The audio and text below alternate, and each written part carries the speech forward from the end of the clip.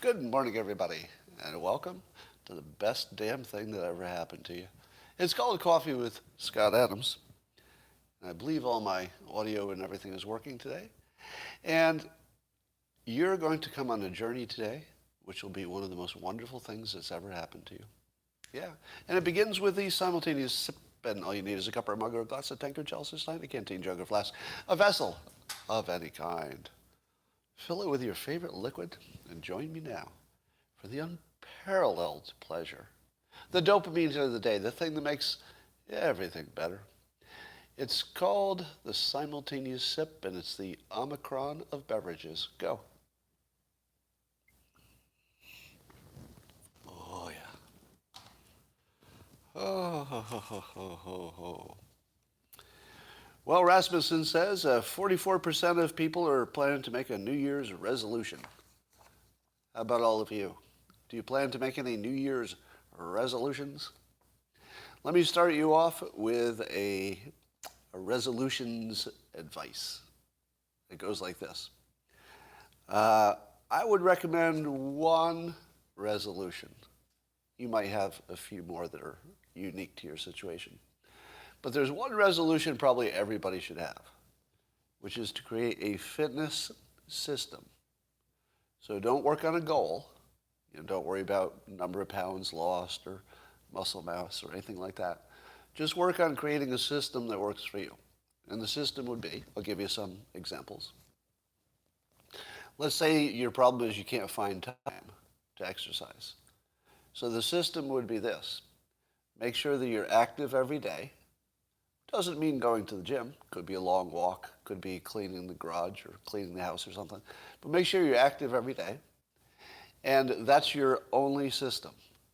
Be active every day.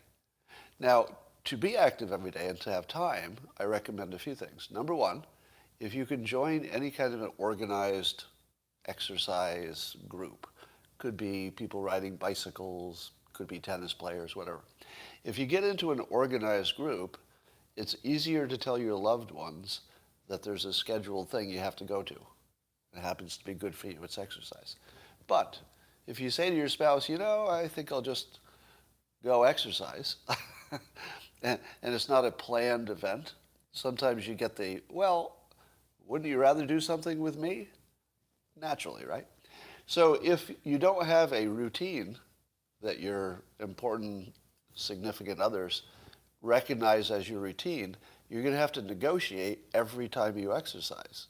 Even if you're not talking about it, you're mentally negotiating. It's like, there's a bunch of stuff that needs to get done, but I really need to exercise. All of that uncertainty can be eliminated by being the person who exercises every day at noon, or every day as soon as you get up, or every day as soon as you get back from work. Whatever the standard is, if you can set a standard, it helps you manage the other people in your life. Because if you're in a family, other people are asking you for stuff all the time, right? Can you drive me here? Can you do this? Can you look at that? Help me lift this. You're continually being brought into group activities. And if you let yourself do that, you'll never have time to exercise. So system one is find a time that you can broadcast or a system that you can broadcast to your loved ones that says, at this time, I do exercise. Then you've got a much better chance of just conditioning them to say, oh, that's just his routine. That is no reflection on us, has nothing to do with whether he wants to be helpful or not helpful. It's just his technique. So that's one. The other is I teach all the time, which is if you don't feel like exercising, because you usually don't, if you don't feel like exercising, put on your exercise clothes, because that's not so hard. But give yourself permission not to exercise. Just put on your workout outfit, especially your footwear. If you put on your athletic footwear and your athletic clothes and just hang around for a few minutes and watch what happens, the fact that you just associated the clothing that usually is associated with being in the mood to exercise can actually influence you. And next thing you know, you're like, well, maybe I can't go to the gym, but I could certainly reorganize the garage. I'm dressed for it. So use these little keys to hypnotize yourself into doing it.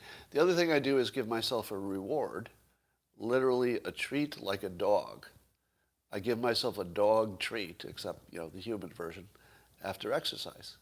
In my case, I like to have maybe a protein shake and a protein bar that I really like. So I get a taste and food like reward every time I exercise. Over time, it actually makes a difference because we can be conditioned just like animals. So you give yourself a reward to make it your routine. You have a system where there's some time to do it every day. If you don't feel like it, put on the clothes that make you feel like it. And then, you might join a gym, you might find some friends to exercise, or a whole bunch of other things you could do. So my system doesn't have to be your system. I'm giving you examples, but I would ask you to do this. Try a few things. Try a few things from my list. Try a few things you think of on your own. But see if you can come up with a regular system that protects your exercise requirement. Got that? If you do that one thing, if you get fitness right, fitness ripples into all the other elements of your life. So it's the biggest lever. We treat it like the smallest lever, don't we? What's the first thing you skip if things get tense? Like if you're really busy, got a lot to do. What's the first thing you skip? Exercise, right? And sometimes eating right, because you might have to, grab some junk food. But if you put them as a priority, they ripple through everything else. It's a real tough thing to do. It's hard to wrap your mind around making your selfish physicality your preference when other people have demands for you. It's really hard. That's what the system will do. It'll protect you from the outside demands a little bit. That's your tip of the day. Let's talk about Ghislaine Maxwell, found guilty on several counts of sex trafficking. You've all heard it. Looks like we will never see her little black book, and the records have been sealed, and the case is closed, and now that Epstein's dead, and Ghislaine is apparently not under any obligation to tell anybody anything else, everything that they knew is now lost to us. Now, maybe we'll find some other way in, but at the moment, everything that they know is lost to the public. Or is it? You might ask if there are any kind of secret deals that have been made. Don't know. But let me ask you this. In the comments, can you list how many things are a problem for the public because our government or some element of the government is intentionally and directly hiding information from you? How many examples of that do we have right now? Well, we have the election system, right? Since the election system is not, by its design, fully auditable, you can audit portions of it. You can recount ballots and stuff. But when you get to the electronic part, which is pretty central to the whole deal, we don't have any access to that.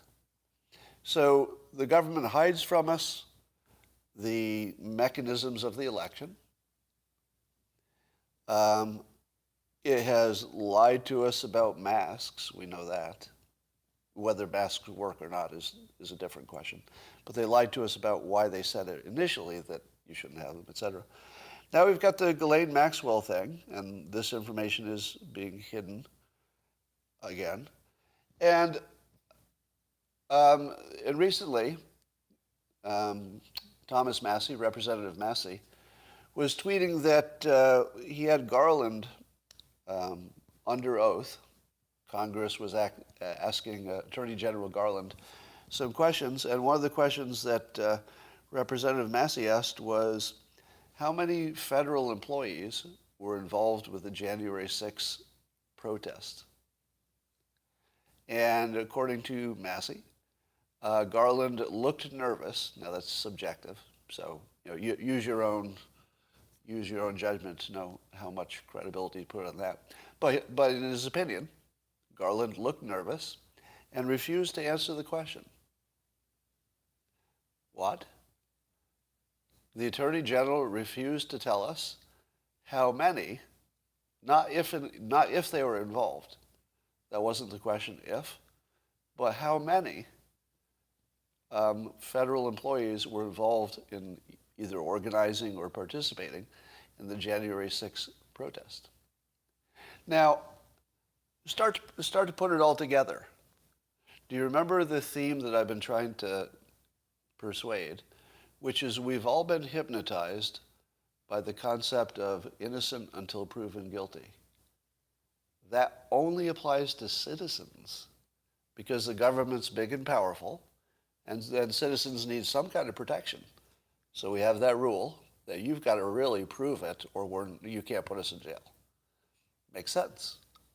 Basically, everybody agrees with that rule. There's nothing, I don't think there's anything in our world that's closer to 100% agreement than innocent until proven guilty as a standard for citizens.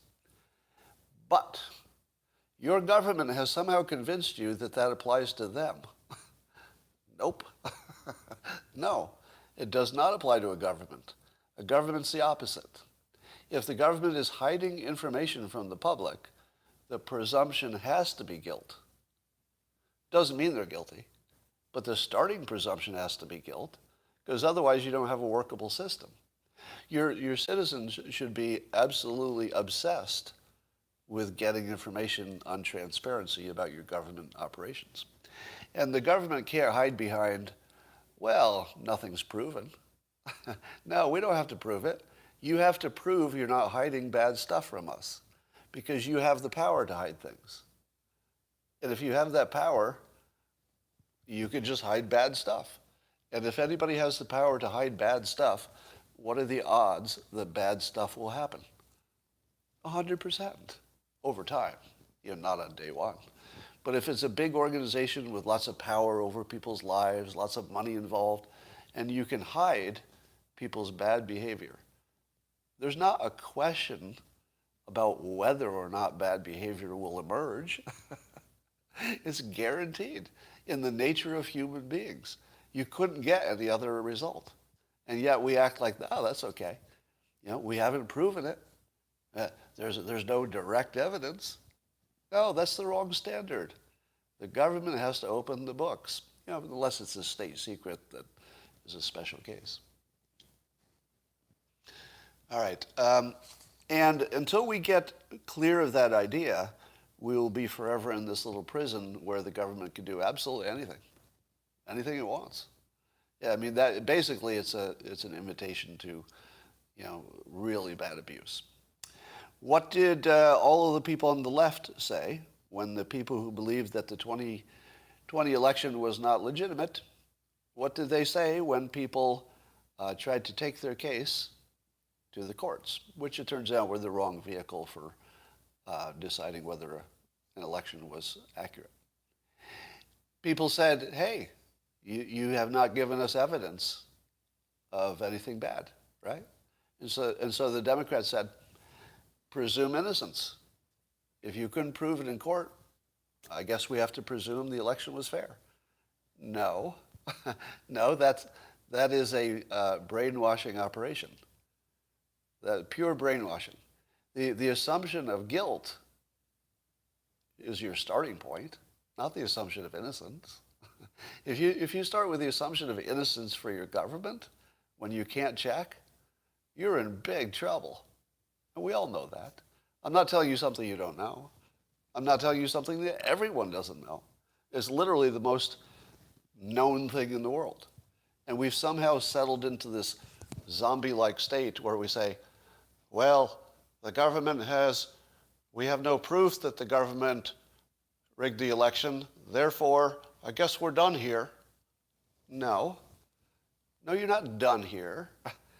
That's the start. The start is, where's our damn information? Where's my auditable election? Who's working on that?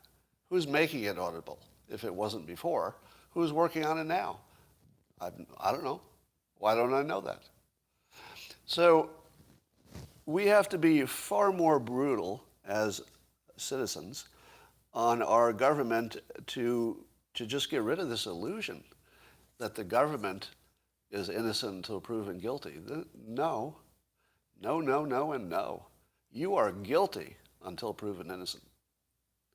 It's only the other way for citizens. All right. And so this whole Ghislaine Maxwell thing, I have no evidence that any high-level government people were involved in this in a way that if we knew their secrets, it would be very, very bad. I have no evidence of that. But I presume, because my government is hiding it from me, I presume guilt. I just don't know the names, right? But I presume guilt. You'd be an idiot to presume otherwise, really. Doesn't mean you're right, right? A presumption doesn't mean accuracy. But it's your starting presumption. It has to be. Otherwise, you're just lost, really. Well, let's test my predicting record here. The CDC came out and admitted directly, and Fauci said this too, I think, that taking the quarantine time down from 10 to 5 wasn't just based on medical information. It was based on how they thought they could manage the public. And they thought that 10 days was more than the public could handle, but they might be able to get away with 5. Who is the first public figure who told you that all they were doing is managing the public and it wasn't based on a medical, new medical data? Who told you that? Me. Yeah, I think I'm the first person to say it. Because while I am no expert on virology, and I think that's clear, and in fact, I am no expert on a lot of things, but if it's a situation about how a bureaucracy is managing the downtrodden, subservient masses, I'm pretty good at that. That is my whole career, is looking at bureaucratic decisions and the real reasons behind them. So that's pretty much all I do for the last 30 years is look at management decisions and make fun of them. So this one, when it went from 10 to 5 and they didn't back it up immediately with data, that was just, it's obvious, this new data takes it down from 10 to 5. It was kind of obvious that they were responding to not the February 1 date, because I don't know if any of them have heard it, but responding to the fact that the dam was starting to break. You can see it, right? The public was starting to power up, and still is. You can feel it in real time, can't you? Now, I've been telling you that the government gets to lead things until the public says, okay, now you're done, if they do. They don't always do that. But you can see that the government's in control, as it should be at the beginning of any emergency. But you're watching the public go from, you're telling us a little bit now. We're getting a little smarter. Okay, the monopoly of information you used to have, it's getting smaller. We kind of know what you know at this point. Actually, we might know more than you know because it looks like you're lying to us at this point. So that's what's happening. The curves are clearly going to cross.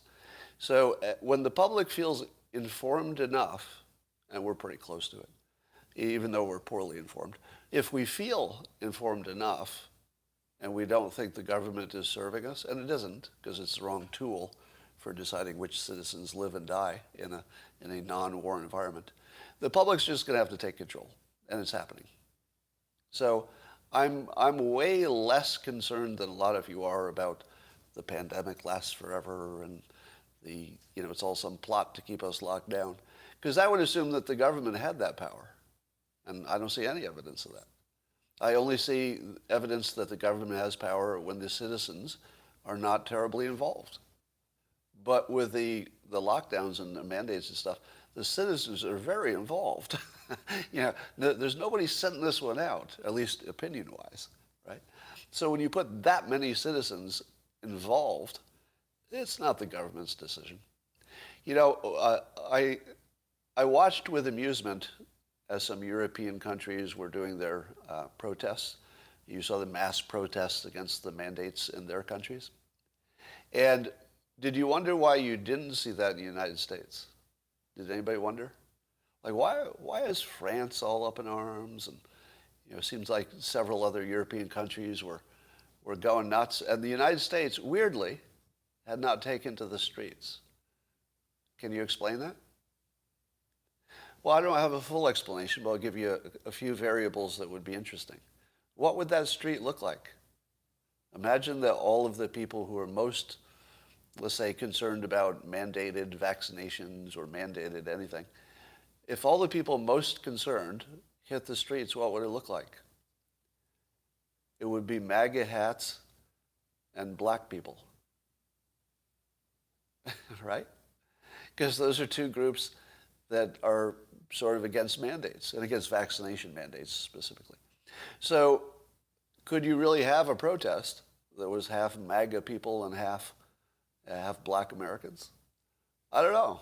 I mean, you have to think that there's at least a little bit of friction keeping that kind of activity from coming together, you know, all the history, et cetera. So that may be one reason, but let me tell you the other reason. Guns. I think guns are the reason that the United States has not mass formed some kind of protest the way other European countries have. And here's my thinking. Guns make you more confident that in the end you win. You know what I mean? If you didn't have guns to know that in the end you're going to win, you'd get a little worked up right now. Like you'd be all riled up because you'd be like, shit, we got to do something. We got to do something now. But this is just a hypothesis, so I'll just put it out there. If you know, I don't have a ton of confidence in this one, but I think it's interesting.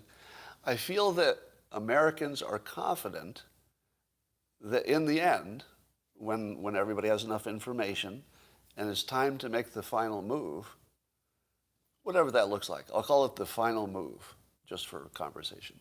That whatever the result of all this pandemic stuff is, the end product, that when the American public decide that they're ready to make the decision, they're not going to have to take out their guns.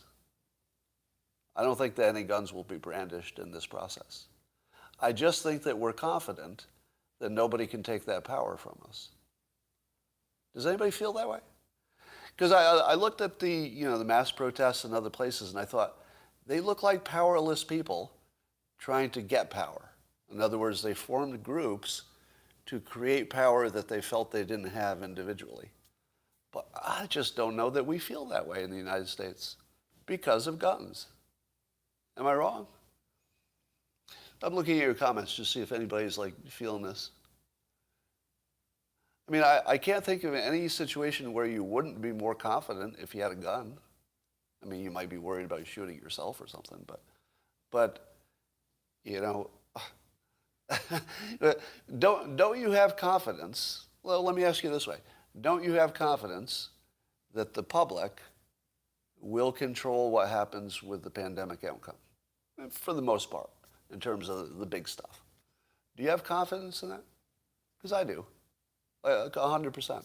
I don't have any doubt. You know, it's taking way longer than we wanted, right? But it took longer with reasons. It didn't take longer without reasons. You can argue with the reasons, and I do. We all do, actually. We all have some part of it we're arguing with, right? But we also accept that leadership is a flawed process. And as I said on almost day one of the pandemic, we should give our leaders a break in advance because they're going to be guessing. We need somebody to guess because you can't do nothing, right? You got to take your shot, see what happens, adjust, take your shot, adjust, take your shot. And for that, you need leaders because the public wouldn't know what shot to take when, blah, blah, blah. So a lot of leaders took a lot of shots, some the same, some different. But they couldn't have known what was the right decision. There just wasn't always the right information for that. And so now we're seeing the outcome of that. Would you say that my initial weird prediction that you wouldn't be able to tell the difference in leadership by the final day of all of this, if there is such a thing, that you wouldn't be able to look back and say, oh, that was good leadership? So you could tell that that country did well because of their leadership. Did anybody believe me when I said that? Because that's, if you think about it, do you feel how radical that prediction was? That there were like how many hundreds of countries and that you wouldn't find any countries that you could identify leadership as the reason that they did well. Didn't you think that was crazy? And then you watched that right in front of you. You watched that develop right in front of you.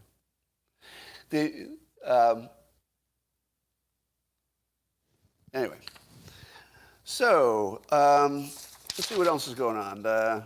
Germany is closing 3 of its last 6 remaining nuclear reactors. So at the same time that Germany is closing their nuclear reactors, which most other countries and experts, and in this country both Democrats and Republicans, by a majority I think, are pro-nuclear as really the best way to get through climate change risk. And then some at the right would say, well, it's also just the best energy source that we have going, so climate change is just a bonus. But you have lots of people who are pro-nuclear, and a lot of that happened just in the last year or two, thanks to a lot of great activism. Michael Schellenberger, Mark Schneider, you know some of the people who made a big difference, I think, in the at least public opinion in the United States.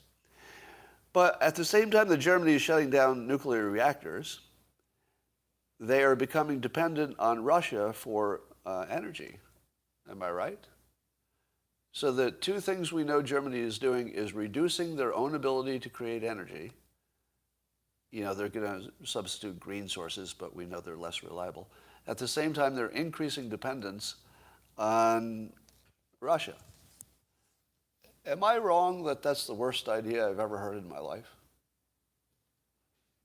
That feels so incompetent. If our government did this, maybe it is. Maybe it is doing something similarly dumb. I don't know what to say about this. I suppose history could prove them correct in the end. We'd all be surprised. But on paper, it doesn't even look like it's a good play. I'm always in favor of A/B testing, right? Well, test it. You never know. Find out if it works. If it does, do more of it. But this is not one of those cases. I think this just looks like a mistake. Now, it could turn out that the power plants are closing down and have some special situation. So before I do what I always criticize other people for doing, which is making a big opinion before you know all the facts, let's not rule out that maybe those 3 that they're closing have something special going on that makes them a little less economical or a little less or a little more dangerous than something else. I don't know. I'm open to the other side of it. So CNN was rocked by these sex crime allegations, not just adults allegedly doing things with non-consenting adults. That would be Cuomo and Don Lemon have accusations against them, alleged. I don't know the truth of any of that. But there are, do me a fact check, are there 2 CNN producers who are alleged to be pedophiles? Do I have the number right? It's 2, right? Now, you could say 2 points draws a line. But here's the thing. How unusual would it be to have 2 producers working at one entity who were pedophiles? Not terribly unlikely, right? But what are the odds they would both sort of surface at nearly the same time? That makes it a little more likely that they're not the only ones, wouldn't you say? It wouldn't be super unlikely for a big organization to have 2 pedos, would it? Unfortunately, not. Right? I don't know what the ratio of pedos to the public is, but take a guess. What would be the ratio of pedophiles to the public? Under 5%? Well, it's probably a shockingly big number, no matter how small it is, right? Like if I say 2%, it's going to be shockingly horrifying. Well, let's say 1%. So if you had 200 people working at CNN, on average, 2 pedos. Wouldn't matter what the organization was, right? So the fact that we found 2, by itself, not that important. But the fact that they were found at around the same time adds a little bit of statistical unlikelihood, if that makes any sense, that it's just a coincidence. But it still could be. It still could be completely just a coincidence. So, yeah, and there are thousands of people working for CNN, of course, not just hundreds. But um, every time that we get closer to something that Q was predicting, it's just worth calling out for the fun of it. Um, so, as you know, there were elements of the far right and maybe some Q believers who believed there was some kind of organized pedo ring that had government power of some sort. Am I saying it right? Can somebody give me a fact check on that? Is that roughly the idea that there were shadowy, maybe Democrat, maybe not, I don't know, shadowy people in the government, or at least in power, adjacent to the government, and that they were organized, and that they were pedos, and there were a lot of them. Now, as I've said, since that would involve individuals, they are presumed innocent until proven guilty. That's the standard that we all agree on, as tough as it is. And yeah, you have lots of anecdotal. I know I'm seeing the Podestas being named there. Again, these are all allegations, and you have to be careful because most allegations that are that sensational turn out to be false. Right?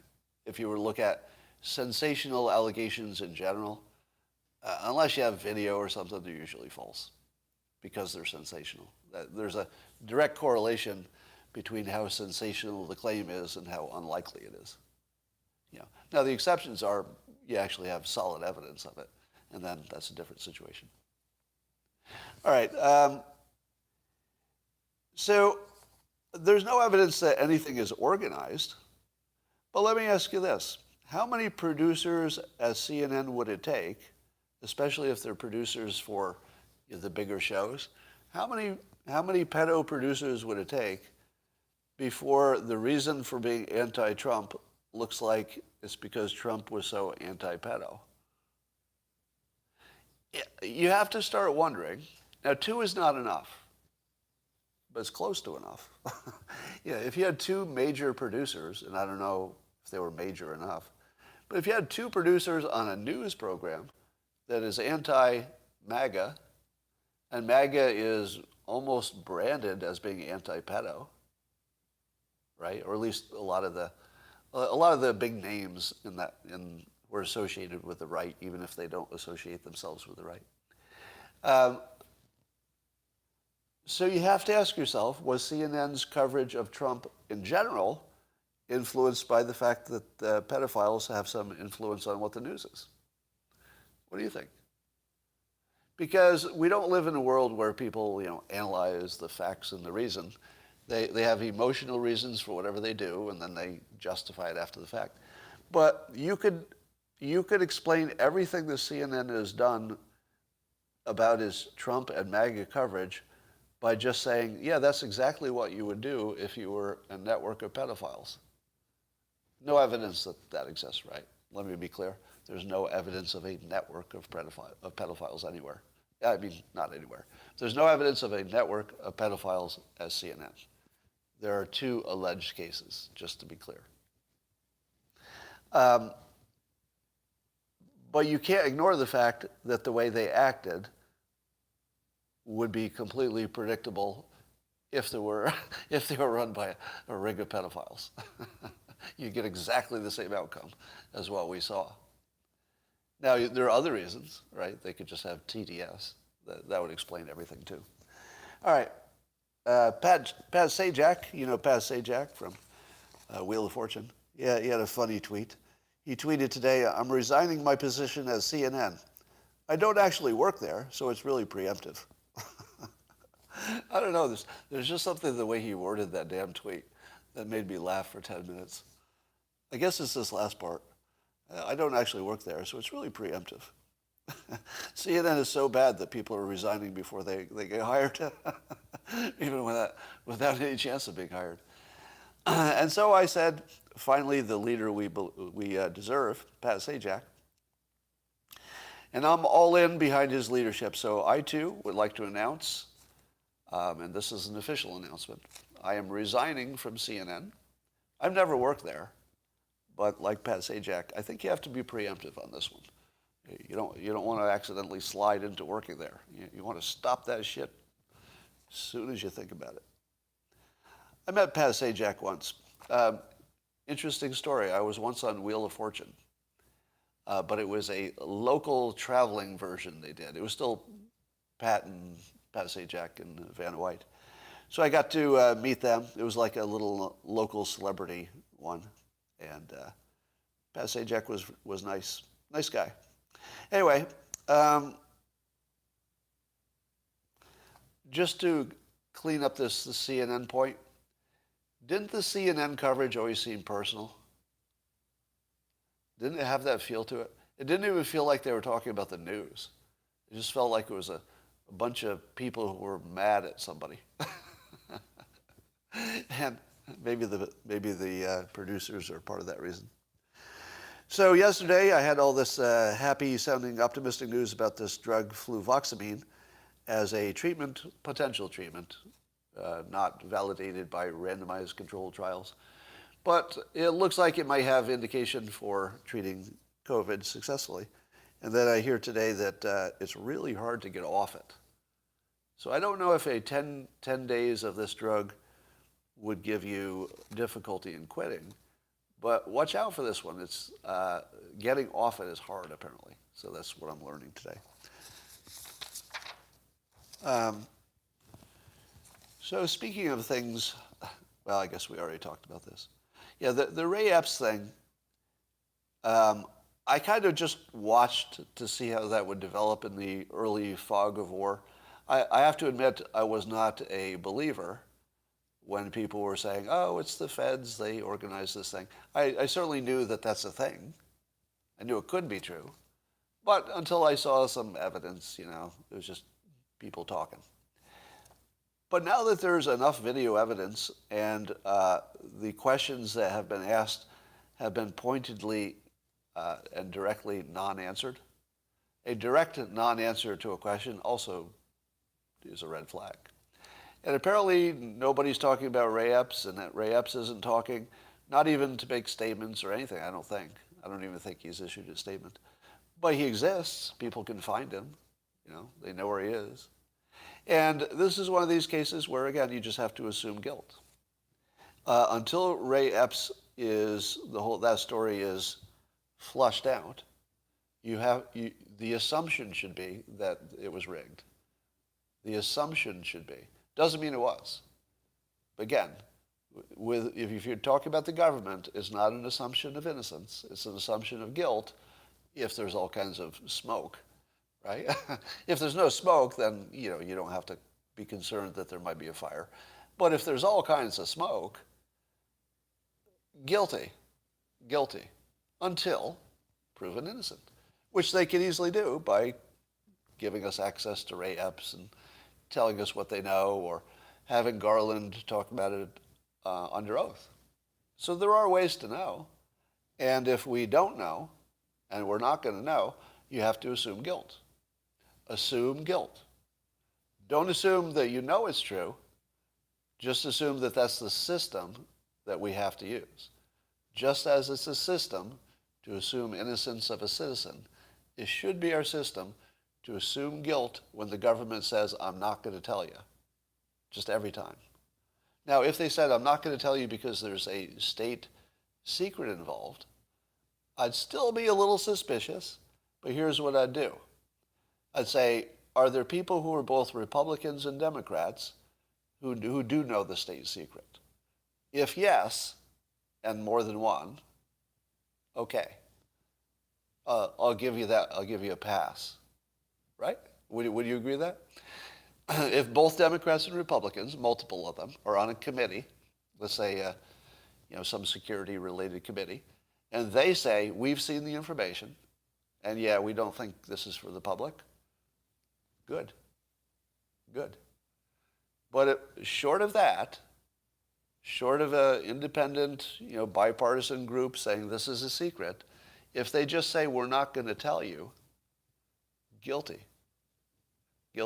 Furthermore, while they stand clearly guilty by assumption, right? Not legally, guilty by assumption, does it make any sense to keep in jail the January 6th protesters who have lesser charges and are not out on bail. It does not. It does not. And moreover, I would say it borders on illegal, unethical, immoral, unconstitutional. I don't know how many of those I could prove, but they're all right, right? I don't know if I could prove them, but they're all true. So let's put a little more pressure on our government with that standard. Guilty? Guilty by assumption. Guilty by assumption. And don't talk me out of that. If you tell me you're not going to tell me, and you don't have a bipartisan group telling me it's a state secret, guilty. Fucking guilty. And don't even ask us to pretend we should consider the alternative. We should not consider the alternative. The alternative could be true. I'm not saying we know that there's some problem. I'm saying that under these conditions, the government has told us they're guilty by assumption. If you don't get that, we have no power over the government, and we need to have power over the government to stay safe. It's just a better system. So guilty, and just guilty. And we shouldn't back down from that. And we should not treat this as if it's a question we're looking into. We should take it as a decision. The government has proven, by assumption, by their actions, that they are presumed guilty. It's not us. We didn't do it. It's not my presumption. I'm telling you that they told you to presume they're guilty. If somebody says, presume I'm guilty, believe them. Doesn't mean it's true, but I think the smart move is to believe them. And the government just basically told you to presume they're guilty. Right? Now, if the government came up with a reason that sounded halfway plausible, I would reassess. But if you don't get a reason, guilty by presumption, and the government is the one who told us. It's not us. We're not reading any tea leaves. That's just direct. It has to be our system. Guilty by presumption and under this situation. Well, Dr. Robert Malone was banned on Twitter, which caused me to cause some trouble. But let me give you some background first. Back in the 90s or so, there were a lot of CEOs who were writing books about how successful they were. Remember, Jack Welch was famously, touted as a great manager for what he did at General Electric. Now, and you might know that whole business book, The Expert Who Tells You How to Be Successful, that whole market was huge, and then just fell off a cliff. It fell off a cliff at the same time that Dilbert became a national phenomenon and mocked those kinds of books because they were always bullshit. What happens is you've got a lot of companies doing a lot of things. Some of them succeed, and when one of them succeeds for whatever reason, the manager says, I'm a genius, and writes a book. And then all the people who don't understand how anything works say, well, this person managed that company was a big success, I will listen to everything this person says. Doesn't make any sense. Because what we do know is that GE basically screwed the pooch using the same management techniques that Jack Welch said. I think there's some story about their accounting and especially the financial part of GE, so that basically everything you thought you knew about Jack Welch's management genius, maybe not so much, right? So our idea in the 90s that there was such a thing as great managers who had great technique was completely debunked by Dilbert more than anything else. Will anybody back me on that the 90s were all about these genius managers, and that Dilbert was mostly, more than anything else, what completely took the piss out of that bullshit, right? Okay, I'm seeing agreement on locals, people who are more familiar with my past, I think. So, just use this is just a primer for the story I'm going to tell. Just know that when anybody gets lucky in success, they will write a book and tell you that they knew all along that doing these things would cause them to be successful. doesn't mean those things made them successful. Right? It's just an illusion. Now let's get to the people who were the rogues on the pandemic. Dr. Robert Malone was one, saying things that were different from the mainstream, and he was just banned on Twitter. Now, I don't know if it was permanent ban, but he tweeted a tweet, this is the one that got him banned, that the first 6 months of Pfizer shots caused more illness than they prevented. So that's what he claimed, and then Twitter banned him for that. Now, here's a test of your worldview, and I did this on Twitter. My worldview is that the rogue doctors might be really, really good at their expertise. You know, it could be virology, cardiology, one of those things. They could be really good at that, but are not necessarily talented at reading data and knowing if all the the dots were put in there. So I tested my worldview on Twitter and said, I predict that in the comments, the idea that Dr. Malone's interpretation of the data will be debunked. And then it was, by credible people who are really good at debunking things, and they pointed to their work. You know, they showed exactly what he got wrong, and it's pretty clear it was wrong. Now, here's an example of somebody who read the data completely wrong, and it was so wrong that it got him banned by Twitter. But was he wrong on the point? Was he wrong that, let's say, the vaccines are not as good in terms of cost-benefit as we had been sold? Because his larger claim, and I hate to characterize other people's opinions, that's always dicey, because when people do it to me, they get a lot wrong. But if we assume that people like Dr. Malone, let's make it more general so it's not about him. If they were to say that the vaccinations were not as good as we had been told,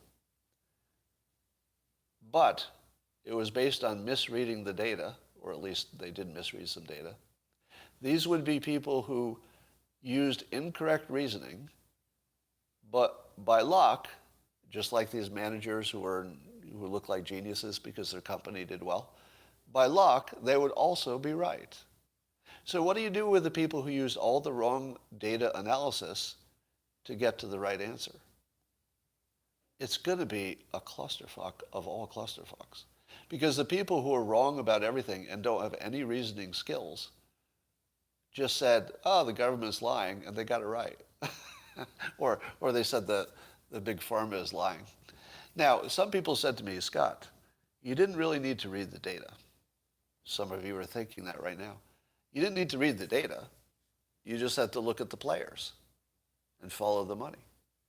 How many of you thought that? Like, you know you can't trust the government.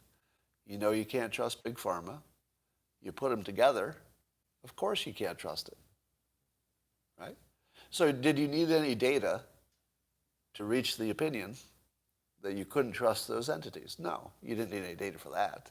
Those are two entities with a track record of enough bad behavior that you couldn't automatically believe they were telling you the truth. But let me ask you this. How many drugs are there in the world that came from, let's say, big pharma? Like, what's your guess? What's the number of approved drugs that one could buy in the market? Thousands? 2,000s? I'm seeing weird numbers there. 10,000? I don't know. Let's say thousands.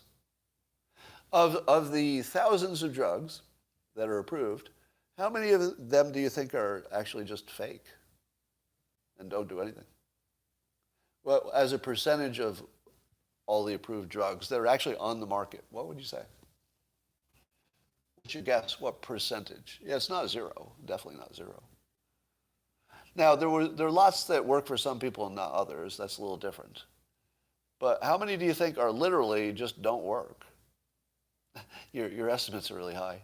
I'm saying 50%, 95%, 5%. We don't know, do we? Do we know? Oh. I'm guessing that the system would fall apart unless the number of drugs that got through that don't work is in that, I'm going to say, under 20% range. Because if it were 80%, it would just be so obvious that nobody could miss it. But at 20%, you would write it off to individual differences, wouldn't you? Like, well, this drug works for most people, but damn it, I was in the 20%. So I think the people who said it's coming from Big Pharma, therefore we can't trust it, are accurate. But what were the odds? Like, what were the odds? Because you got a pretty long track record of Big Pharma approving or getting things approved.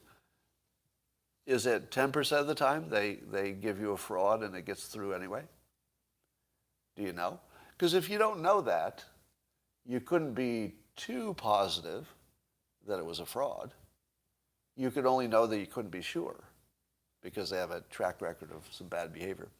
Now, my big company, let's say, guess was that too many people would be involved in the drug trials for them to be too, let's say, too adventurous with their claims. In other words, there have to be whistleblowers aplenty, or at least potential whistleblowers, when you have a trial that big. There just have to be multiple people who saw stuff. So if they could all, if every one of them kept it quiet, well, that would be weird. Now you might say to yourself, well, what about OxyContin and Purdue? Their salespeople just told doctors complete lies for years and got away with it. Complete lies. Told them the drug was not addictive when it was super addictive. Just a complete lie. But the way they did that was by referring to third-party research that nobody had access to. So Purdue was a special case where they could bury the research by just alluding to it and have an expert allude to it, and everybody just goes, all right, well, somebody knows, so we'll just go with it. But in the context of the pandemic, when all eyes were looking at vaccines, you have to think that a lot of eyeballs saw the actual data collection process. Whereas at Purdue, nobody saw it because it actually didn't exist. They just made it up. So unless you think the trials had only, a few points of people who actually knew what was really going on, maybe, it's possible. It's hard for me to think that they would have done this intentionally when the penalty would be outrageous. I mean, to be caught as such a bad crime, I don't know if anybody would take that chance. On the other hand, billions of dollars at stake. When you have billions of dollars at stake, do people take crazy chances? Yeah, they do. They do. Because billions of dollars are at stake. So I don't think you could be too confident that just because you said Big Pharma is not to be trusted, that therefore this specific thing could not be trusted. Because unless you know the ratio of drugs that get produced that work versus total frauds, it's hard to say that, well, their track record means that these vaccines won't work. Because I would guess that almost, I think at least 80% of the things that get approved probably work. That would be my guess. But since I don't know that answer either, you don't know, I don't know, it's hard to say that just knowing they're not completely trustworthy gives you any insight about this one vaccine. That doesn't make sense. All you can say for sure is you don't know. All right. Here's some more. When I noted that people were going to get the right answer for the wrong reason, I created a whole bunch of cognitive dissonance, and I've got a new tell to give you. It's the content-free response. Zuby gave me one of these. You know Zuby. Zuby's great, by the way, but he and I will probably have some conversation when the pandemic is winding down about what was reasonable and what wasn't. I hope we do have that conversation. Zuby's great.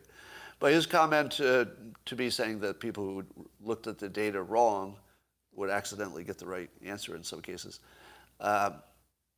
He said, Scott, and then just a laughy face. So then there was another user, Corona Wu-Tang virus, that's the name of the user, who just responded to me, how high are you right now? And then there was Piotr McManus, another user, who just commented, just take the L, Scott. And then a number of people used that there's I don't know if there's some organized way or they just like this word, but a lot of people said something like this: we're reaching levels of cope we've never seen before. In other words, saying that I'm trying to cope with the fact that I was wrong and I'm finding that out now. Except, what was I wrong about? I'm not aware of being wrong about anything. Was I? I mean, anything important? So there are a whole bunch of people who are pretty sure that I'm wrong about big stuff, but they don't have any examples. They just have this feeling. Now, I think that this is a tell for cognitive dissonance. I call it the content-free tweet, where they criticize you, but there's no criticism. It's like the form of a criticism, but about what? Something I said? Like, what am I taking the L for? Am I supposed to be taking a loss and admitting I was wrong? About what topic are we on?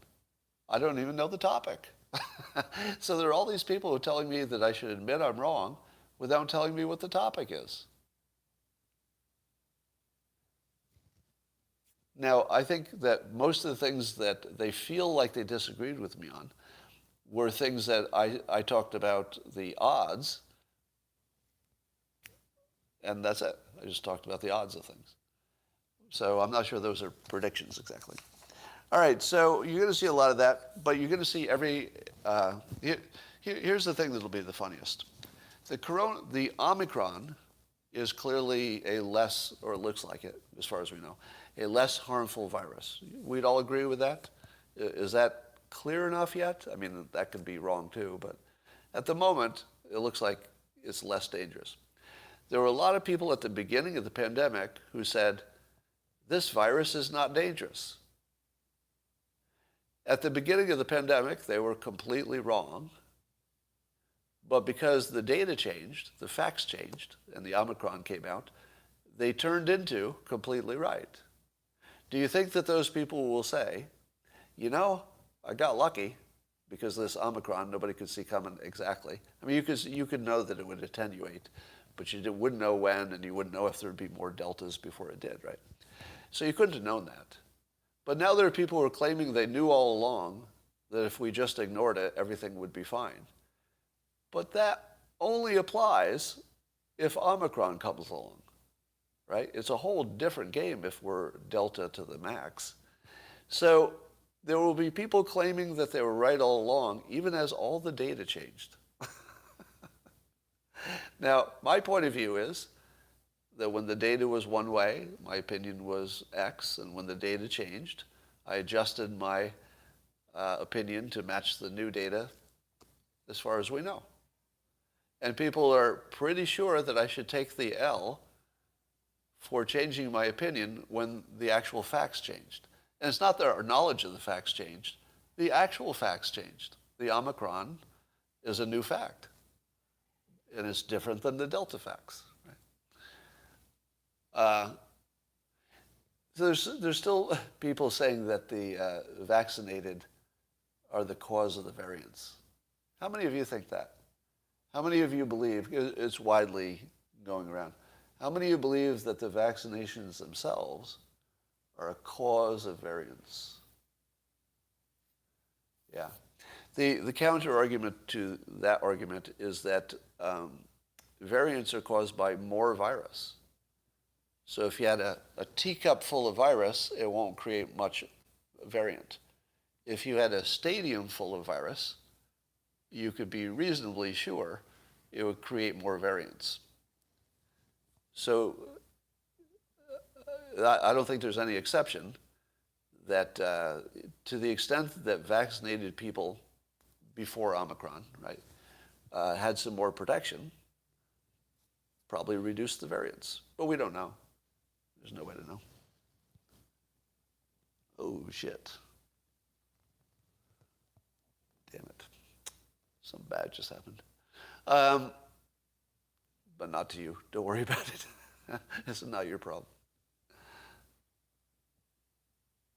Like with blah, blah, blah.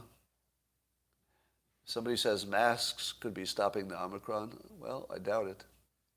Now, there are a lot of people who say that we know that masks work or don't work. Do you believe that? How many of you believe that we now have certainty, or something close to it, about whether masks reduce the odds of transmission? How many of you think we know the answer to that? I'm saying yeses. I'm saying a lot more no's. We still don't know. Yeah, I'm on no, we don't know. We can definitely say that it didn't seem like any of the variables, except maybe the vaccinations, had any obvious impact. But we also didn't have any controlled studies, so we wouldn't know. Yeah. When was the last time you didn't see a used mask on your driveway? Literally every time I walk into my garage or onto my driveway, there's a disposed mask that fell out of a car or out of a pocket or something. They're just everywhere. There are so many masks everywhere. All right. That is my show for today. You can't blow on a candle with a mask on. Well, yes.